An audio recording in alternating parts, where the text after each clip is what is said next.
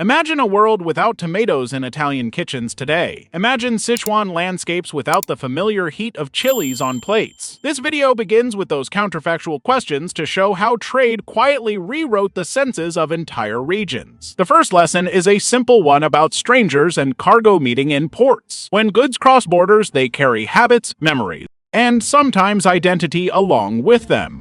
Long before modern supermarkets, merchants were the network architects of taste and desire. Caravan leaders and ship captains decided which foods would travel, which recipes would adapt, and which local traditions would accept foreign flavors. Trade routes were not neutral pathways but curated pipelines of curiosity and commerce. Each route filtered goods through languages, religions, and appetites so that what arrived downstream carried local fingerprints. The Silk Road was less a single road than a network of human interactions layered across centuries. Along its paths, tea, soy, wheat, and noodles migrated while new techniques in fermentation and preservation spread like whispers. Along these arteries, cooks borrowed and recombined methods as easily as merchants swapped goods. A pickling method encountered a grain, and suddenly a new preservation cuisine was born in faraway kitchens. The Indian Ocean trade connected East Africa, the Arabian Peninsula, South Asia, and Southeast Asia for over 1,000 years. Monsoon winds made traders experts in timing and taste, carrying black pepper, cardamom, and coconut across continents. Merchants translated local palates into business decisions that reshaped entire agricultural landscapes. When demand rose in distant ports, fields and forests changed to meet it, altering ecology and diets forever.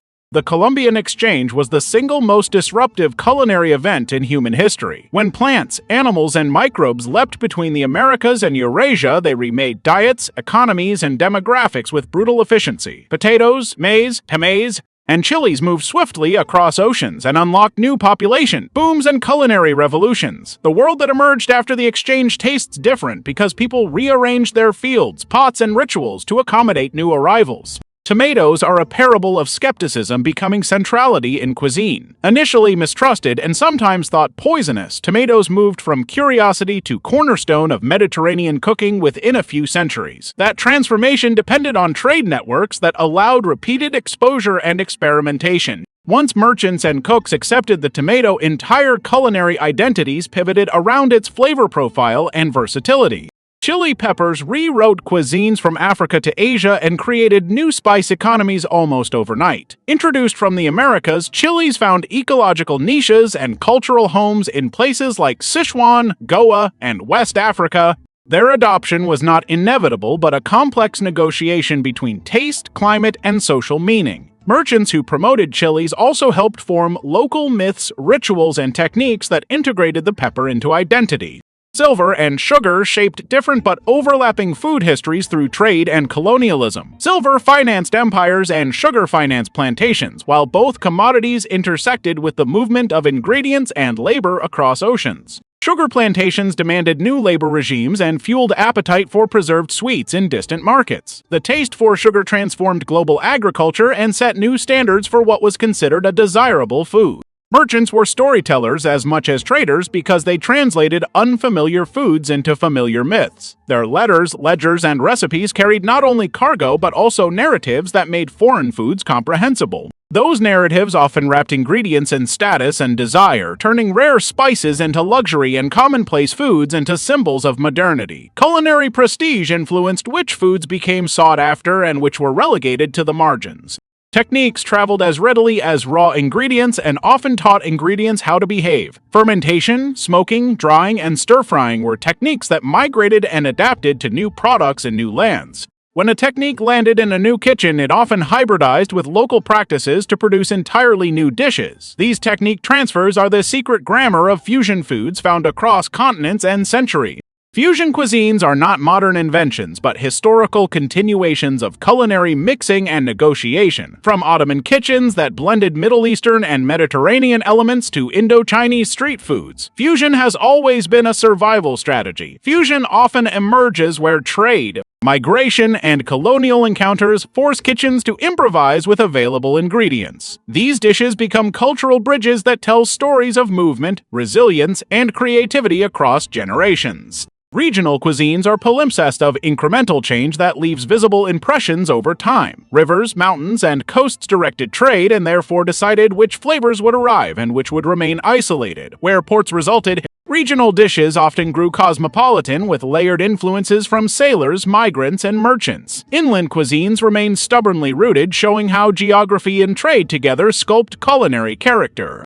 Local cuisines responded to trade with creativity, but also with resistance and adaptation. Some communities rejected foreign foods outright for religious or cultural reasons, while others blended them into sacred rituals. Where adaptation occurred, it was often pragmatic, based on what could grow and what could be afforded. These decisions created distinct local cuisines that still bear signatures of old trade patterns. Colonialism intensified and often brutalized culinary exchange by enforcing monocultures and export agriculture. Colonizers prioritized cash crops at the expense of local food diversity and sometimes displaced entire food systems. Yet, colonized peoples also used those impositions to invent new recipes and survival strategies. The resulting cuisines are complex legacies of oppression, innovation, and cultural persistence.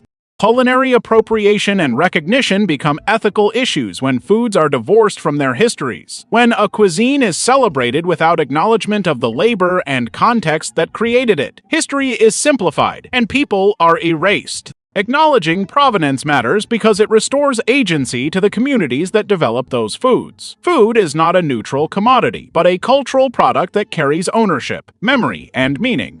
The modern food trade is a system of astonishing scale and delicate fragility. Containers cross oceans, refrigeration preserves perishables, and supply chains depend on complex logistics that hide human labor and environmental cost. This system allows year-round access to fruits from distant climates, but also concentrates risk in faraway fields and ports. When a single shipping lane or crop fails, supermarket shelves feel the pain almost instantly. Globalization brought new textures to local tables while erasing some older ones through homogenization. Fast food chains standardized taste across continents even as local entrepreneurs invented new fusions in response. The result is a layered palette where novelty and sameness coexist uneasily. Understanding this tension helps explain contemporary debates over authenticity, sustainability, and culinary heritage. Climate change now threatens the same systems that once expanded our diets dramatically. Changing rainfall, heat stress, and pests will challenge crops that were domesticated in very different climates centuries ago. Trade might help by moving crops to new climates, but that adaptation will require careful stewardship and respect for genetic diversity. The choices we make about seed preservation and trade policy will decide which cuisines survive. Cooks and chefs are modern agents of culinary diplomacy who negotiate the stories of foods. They can either perpetuate myths or educate diners about provenance, labor, and ecological impact through menu choices. When chefs highlight origin stories and fair sourcing, they become translators of complicated trade histories. This small act can pressure larger systems toward transparency and fairness in global food supply chains. Markets and street vendors remain essential nodes where global and local collide in delicious ways. They are living museums where immigrant, merchant, and indigenous influences become edible and negotiable in real time. Visiting a market often reveals the history of trade more clearly than any museum placard. Smells, textures, and bargaining voices encode centuries of exchange in a single alley. Food systems can be redesigned to prioritize equity and biodiversity rather than only profit. Policies that support fair trade, smallholder farmers, and seed diversity offer alternatives to extractive commodity chains. Consumers also wield power by demanding transparency and supporting producers who steward land responsibly. These choices can realign food trade away from short-term gain toward long-term resilience. Every dish in a modern kitchen is a map of historical movement and human decision. When we taste something unfamiliar, we are sampling layers of history, commerce, and migration condensed into flavor. Recognizing that map expands our appreciation for food and responsibility toward its origins. Food becomes a living record of human interconnectedness, rather than merely a series of ingredients on a plate. The Forbidden Kitchen is a metaphor for the hidden exchanges that created our common table across oceans and centuries. It reminds us that taste is not innate but built from travel, trade, and the choices of countless unnamed people. Understanding those stories can change what we cook by and celebrate in our own kitchens. Food becomes ethical and historical once we see it through the lens of exchange. Culinary fusion and culinary theft sit on a fragile line defined by context and credit. Celebrating flavors without acknowledging their histories risks erasing the people who kept those traditions alive through hardship. Transparency and reciprocity in how we talk about food are practical ethics for a globalized palate. When we credit provenance, we honor histories and invite a deeper culinary conversation. Trade reshaped not just what we ate, but how communities celebrated and mourned. Ingredients became embedded in rituals, festivals, and rites that defined seasonal calendars and social cohesion. Losing those ingredients through market consolidation or climate stress would be to lose parts of human memory. Food is a living archive of communal life, and trade is one of its primary record keepers.